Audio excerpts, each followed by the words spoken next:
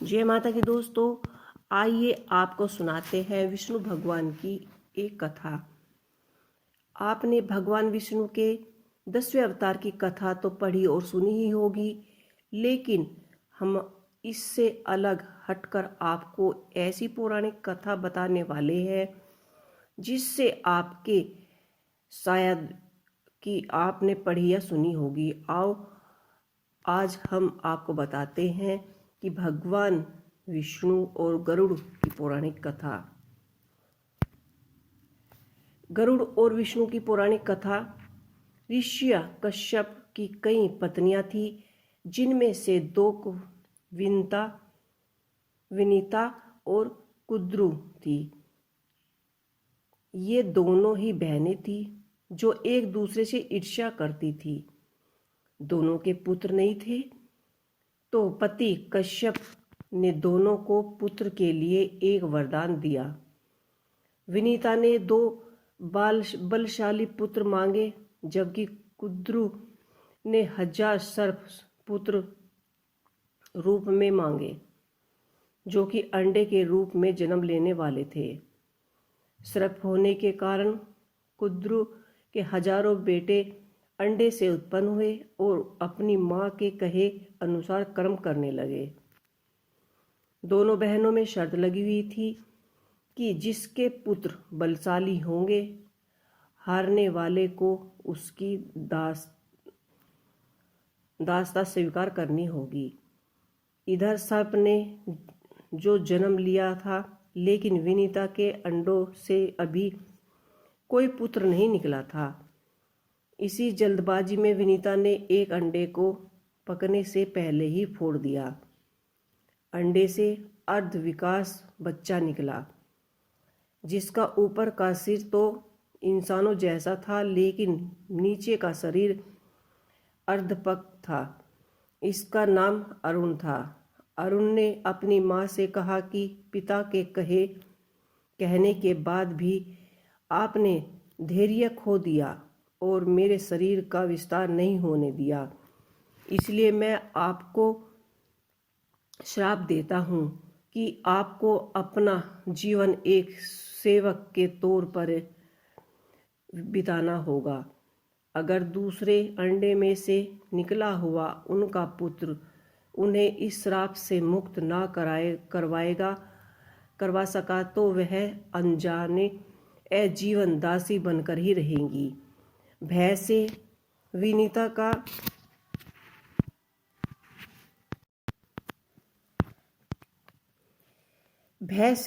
विनीता ने दूसरा अंडा नहीं फोड़ा और पुत्र के श्राप देने के कारण शर्त हार गई और अपने छोटी बहन की दासी बनकर रहने लगी। बहुत लंबे काल के बाद दूसरा अंडा फूटा और उसमें से विशाल काय गरुड़ निकला, जिसका मुख पक्षी की तरह और बाकी शरीर इंसानों की तरह था। हालांकि अब उनकी पसलियों में से जुड़े उसके विशाल काय पक्षी भी थे। जब गरुड़ को यह पता चला कि उनकी माता तो उनकी ही बहन की दासी है और क्यों है यह भी पता चला, तो उन्होंने अपनी मौसी और सर्पों से इस दासत्व से मुक्ति दिलाने के लिए शर्त पूछी। सर्प ने विनीता की दासता की मुक्ति के लिए अमृत मंथन न निकालना, अमृत मांगा। अमृत लेना के लिए गरुड़ स्वर्ग लोक की तरफ तुरंत निकल गए। देवताओं ने अमृत की सुरक्षा के लिए 3 चरणों की सुरक्षा रखी थी। पहले चरण में आग की बड़े पर्दे बिछे रखे थे। दूसरे में घातक हथियारों की आपस में घमासान करते दीवार थी और अंत में 2 विषैले सर्प का प्रहार। जब वह वहां तक भी पहुंचने से पहले देवताओं से मुकाबला करना था, गरुड़ सब से बड़ा भिड़ गया और देवताओं को बिखेर दिया। जब गरुड़ ने कई नदियों का जल मुख में ले पहले चरण की आग को बुझा दिया। अगले पथ पर गरुड़ ने अपना रूप इतना छोटा कर लिया कि कोई भी हथियार उनको कुछ न बिगाड़ सके। उस सर्पों को अपनी दोनों पंजों से पटककर उन्होंने अपने मुंह में अमृत कलश उठा लिया और धरती की ओर चल पड़े।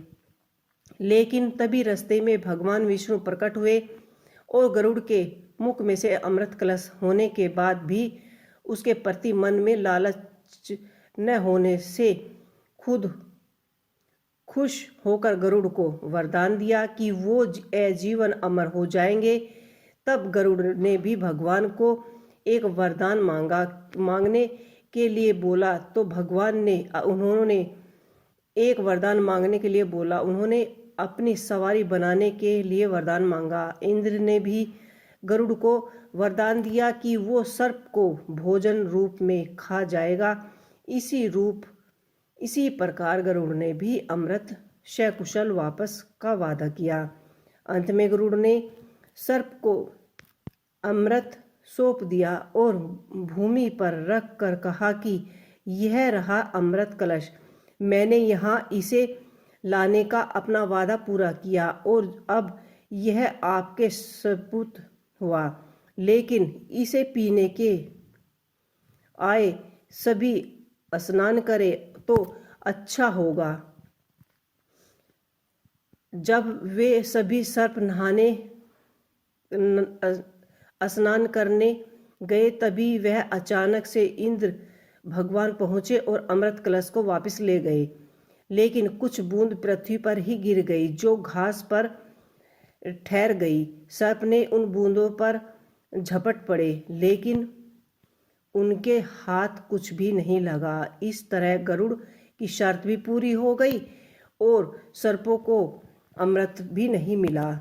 तो ये थी विष्णु भगवान और गरुड़ की एक कथा। आपको ये कथा कैसी लगी हमें कमेंट बॉक्स में लिख के अवश्य ही बताइएगा। जय श्री हरि।